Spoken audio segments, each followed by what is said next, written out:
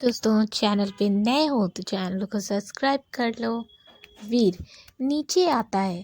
ध्रुव living area में बैठा उसका वेट कर रहा होता है। वीर ने अपने साथ सिर्फ एक बैग लिया था जिसमें लैपटॉप और कुछ फाइलें थी, क्योंकि उसके कपड़े और ज़रूरत का सामान वहाँ पहले ही अवेलेबल था। ध्रुव चाचू, मैं कब से आपका वेट कर रहा हूँ। जल्दी चलें, नहीं तो मैं लेट हो जाऊँगा। वीर हाँ चलो। खुशी वीर मुंबई पहुँचकर कॉल करना मत भूलना। वीर जी भाभी, आप मालिनी का ध्यान रखिएगा, अपने लिए वो बहुत लापरवाह है। खुशी तुम आराम से जाओ, मैं उसका ध्यान रखूंगी। ध्रुव वीर का हाथ खींचता हुआ बाहर लेकर जाता है। दोनों कार में बैठते हैं। वीर ड्राइवर को चलने के लिए बोल देता है। थोड़ी देर में दोनों ध्रुव के स्कूल पहुंच जाते हैं। फिर वीर उसे ड्रॉप करता है और बाय बोलकर वहां से एयरपोर्ट के लिए निकल जाता है। कुछ ही घंटे में वह मुंबई पहुंच जाता है और अपनी पेंडिंग मीटिंग अटेंड करता है। काम करते करते उसे पता ही नहीं चलता कि रात के 8 बज गए होते हैं। केशव उसके कैबिन में आता है। वीर तुम अभी तक घर नहीं गए। केशव सर, कल आपकी कुछ और मीटिंग है जो ज़रूरी है। वीर ठीक है, मैं 2 दिन और हूँ यहाँ पर। जो भी ज़रूरी काम और मीटिंग्स हैं उन्हें शेड्यूल कर दो। इसके बाद कुछ दिनों तक मैं काम घर से ही करूँगा। इतना बोलकर वो ऑफिस से निकलता है और घर आता है तो रॉबिन बोलता है, सर मैं आपका डिनर लगा दूं?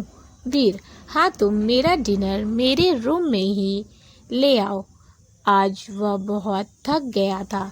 वीर शावर लेता है और ब्लैक लोअर और सिंपल सी टी शर्ट पहन लेता है। वह सोफे पर बैठा होता है। तभी रॉबिन डिनर लेकर उसके रूम में आता है। रॉबिन डिनर रख कर रूम से चला जाता है। वीर डिनर करता है। तभी दादाजी का कॉल आता है। वीर कॉल रिसीव करता है। दादाजी वीर बेटा, तुमने वहाँ पहुँचकर कॉल नहीं किया। वीर सॉरी दादू, वो मैं काम में कुछ ज़्यादा ही बिज़ी हो गया था, इसीलिए भूल गया। रघुवेंद्र जी कोई बात नहीं, अपना ख्याल रखना। अब मैं फ़ोन रखता हूँ, बाय। वीर फ़ोन रख देता है और बोलता है, दादू को भी मेरी फिक्र है, लेकिन एक तुम ही हो मालिनी। तुमने सुबह से मुझे एक कॉल भी नहीं किया। मैं भी क्या एक्सपेक्ट कर रहा हूँ, जब मेरे वहाँ होने पर तुम मुझसे दूरी बनाकर रहती हो तो खुद से कॉल करोगी। तुम्हें क्या हो गया है, ये तो मैं पता लगा कर ही रहूँगा। वो डिनर कर चुका था, इसीलिए हैंड वॉश करके आता है और बेड पर लेट जाता है। वो मालिनी को कॉल करता है। मालिनी बैल्कनी में बैठी उससे ही याद कर रही थी। उसका फ़ोन रिंग होता है तो वह रूम में आती है। वीर का कॉल देखकर खुश हो जाती है, लेकिन अगले ही पल उसके फेस पर मायूसी आ जाती है। वो कॉल रिसीव करती है। वीर मैं कब से कॉल कर रहा हूँ जान। मालिनी कुछ नहीं बोलती। वीर तुम कुछ नहीं बोलोगी। मालिनी आपने डिनर किया या नहीं। वीर हाँ, और तुमने। दोनों ही तरफ शांति थी, लेकिन दोनों की धड़कन एक दूसरे से बातें कर रही थी। वीर तुम कुछ कहोगी नहीं, तुम्हें तो मुझसे प्यार था। मालिनी आप थक गए होंगे, वैसे भी कल तो आप आ रहे हैं ना? वीर, नहीं, मुझे अभी कुछ दिन और लग जाएंगे। तब तक तुम एकदम ठीक हो जाना। हम कहीं घूमने जाएंगे। मालिनी, ओके, अब मैं फ़ोन रखती हूँ। Good night. वो फ़ोन रख देती है। वीर, तुम्हें क्या हो गया है? पहले तो तुम घूमने के नाम पर ही अच्छी हो जाया करती थी।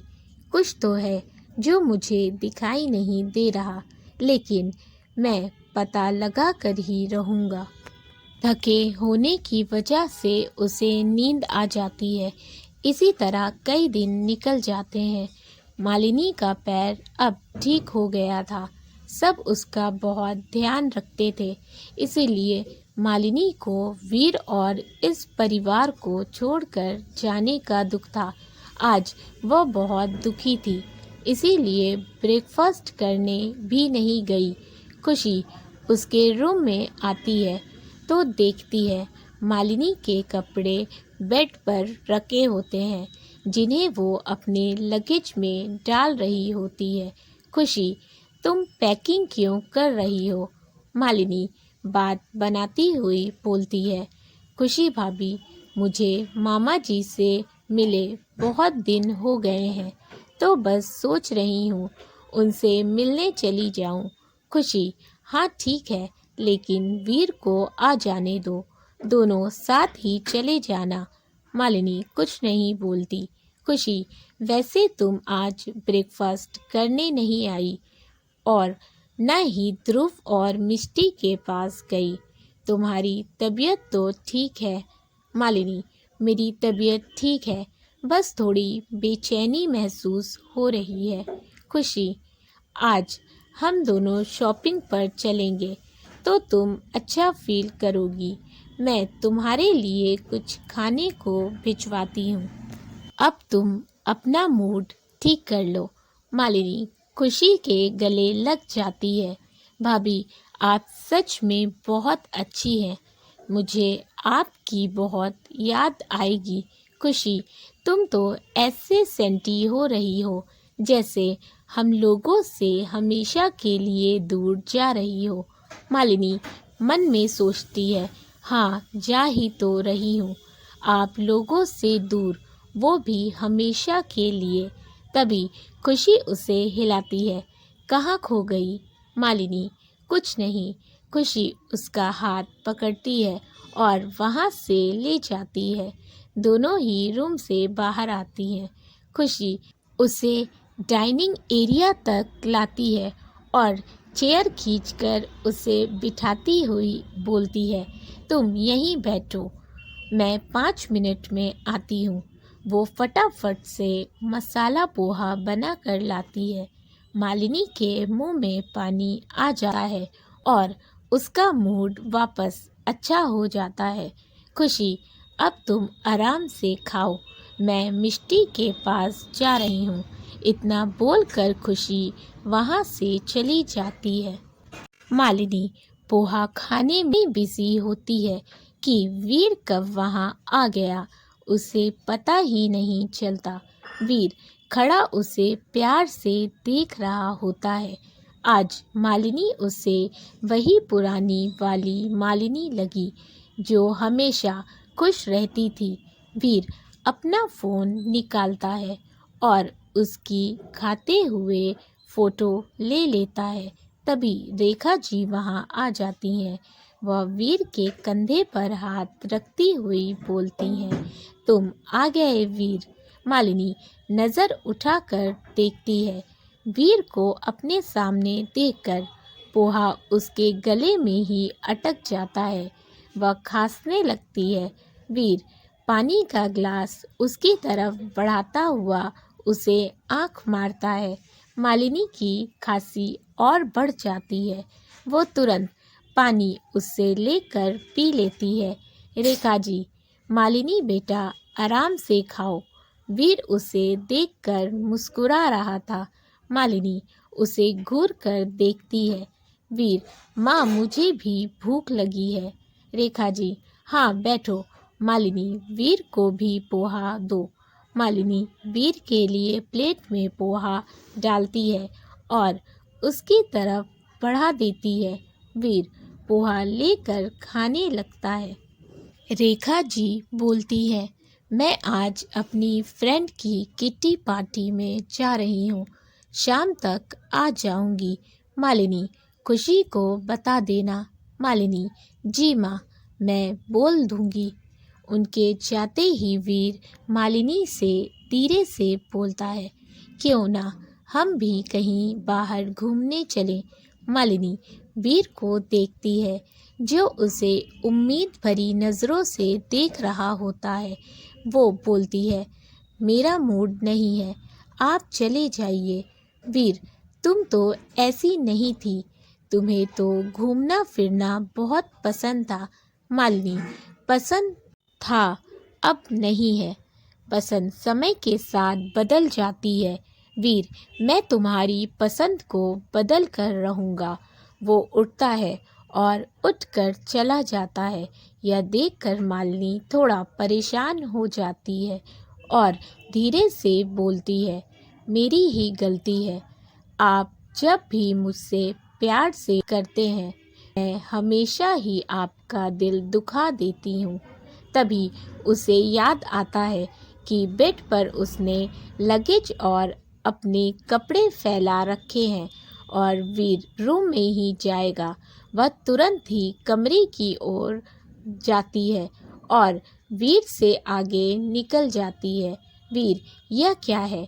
तुम्हारा पैर इतना अच्छा हो गया कि तुम घर में रेस लगाती फिर रही हो। तुम्हें रूम में जाने की इतनी जल्दी क्यों है? वह भी भाग कर आता है। मालिनी रूम में आ जाती है और डोर बंद करने लगती है, लेकिन तब तक वीर वहां पहुंच चुका था। वो रूम के अंदर आ जाता है। वीर मालिनी को लगेज हटाते हुए देख लेता है, लेकिन ज़्यादा रिएक्ट नहीं करता। बस इतना ही बोलता है कि तुमने मेरे बेड की क्या हालत बना दी है। मानता हूँ कि मैं यहाँ पर नहीं था, लेकिन इसका मतलब ये नहीं है कि तुम बेड पर अपने कपड़े फैला कर रखोगी। मालिनी, मैं कबर्ड ठीक कर रही थी, वह बात बनाकर बोलती है, लेकिन वीर समझ गया था कि बात कुछ और है। वो मन में सोचता है, तुम जितना भी छुपाने की कोशिश करो, लेकिन आज तो मैं ये पता करके ही रहूँगा कि तुम ऐसा क्यों कर रही हो। आखिर तुम्हारे दिल में क्या चल रहा है, क्योंकि मैं ये तो अच्छे से जानता हूँ कि तुम भी मुझसे प्यार करती हो, लेकिन तुम मेरे साथ ऐसा बिहेव क्यों कर रही हो। तभी मालिनी बेड से कपड़े उठा रही होती है। वहीं वीर बेड के दूसरे साइड बैठा होता है। वो मालिनी का हाथ पकड़कर अपनी ओर खींच लेता है। वो इसके लिए रेडी नहीं होती और वीर के ऊपर गिर जाती है। वीर उसकी कमर में हाथ डाल उसे अपने पास खींच लेता है और उसकी आंखों में आंखें डालकर बोलता है, मैंने तुम्हें बहुत मिस किया।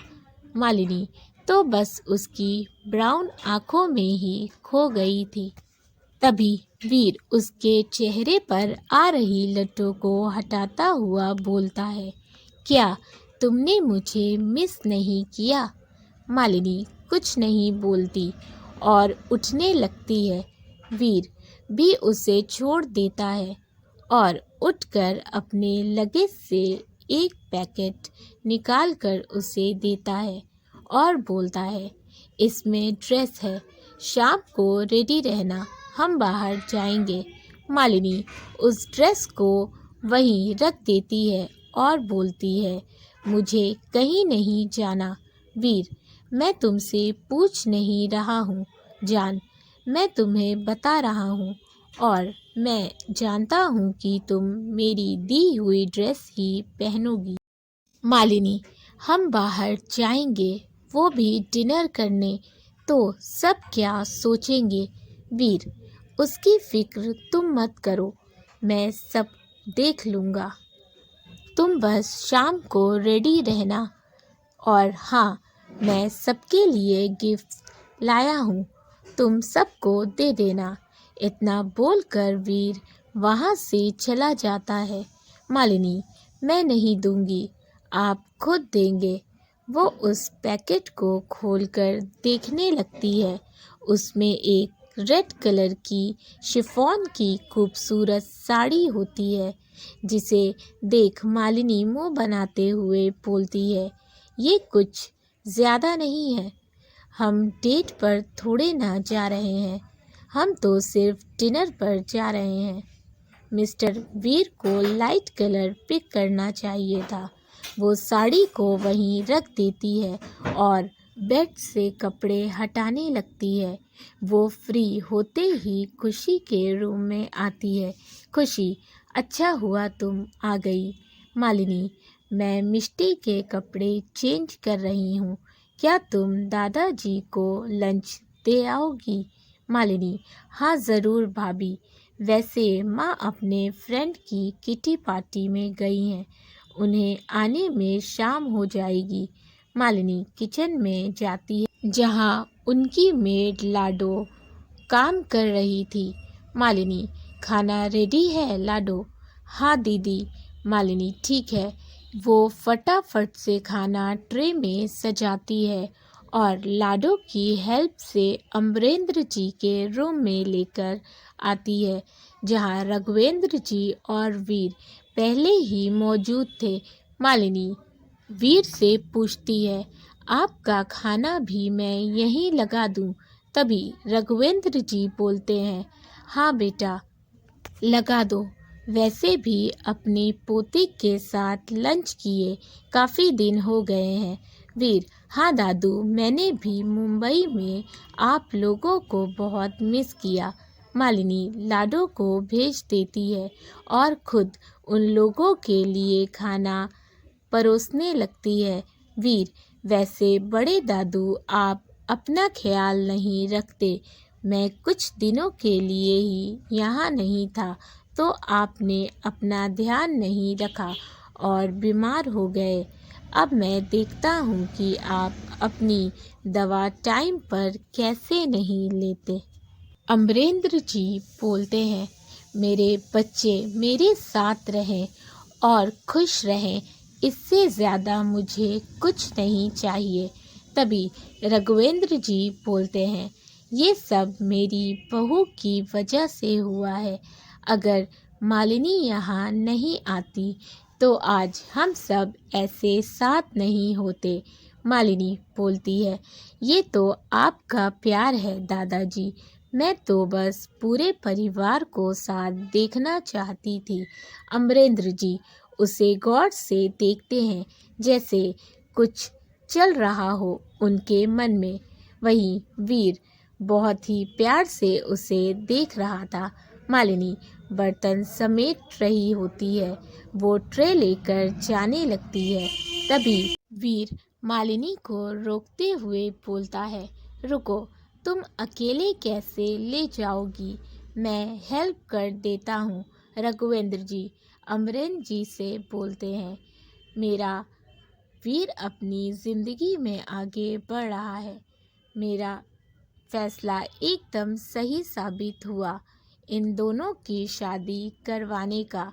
अमरेंद्र जी, वीर ने तो अपनी मर्जी से इस लड़की से शादी की है ना। रघुवेंद्र जी, नहीं भैया, वीर के लिए मालिनी को मैंने पसंद किया है। ये सुनकर तो अमरेंद्र जी को धक्का लगता है। तभी रघुवेंद्र जी वापस बोलते हैं, वीर तो अपने करियर में आगे बढ़ गया था, लेकिन उस प्रीति के धोखे की वजह से वो किसी लड़की से फ्रेंडली नहीं होता था। लेकिन जब मुझे पता चला कि मालिनी वह पहली लड़की है जिसकी हेल्प वीर ने अपनी मर्जी से की थी, और एक बार नहीं कई बार की, तो मैंने उसके बारे में पता करवाया। वो एक अच्छे परिवार से है, लेकिन उसके पेरेंट्स उसे बचपन में ही छोड़कर इस दुनिया से चले गए थे। दोस्तों, अगर आपको स्टोरी अच्छी लगी हो तो वीडियो को ज़रूर लाइक कर दीजिएगा। चैनल पे नए हैं तो चैनल को सब्सक्राइब कर लें। साथ ही अपने फैमिली एंड फ्रेंड्स के साथ भी शेयर करें। अपने फीडबैक हमें ज़रूर दें। Thank you for watching and keep supporting. Love you all. Bye.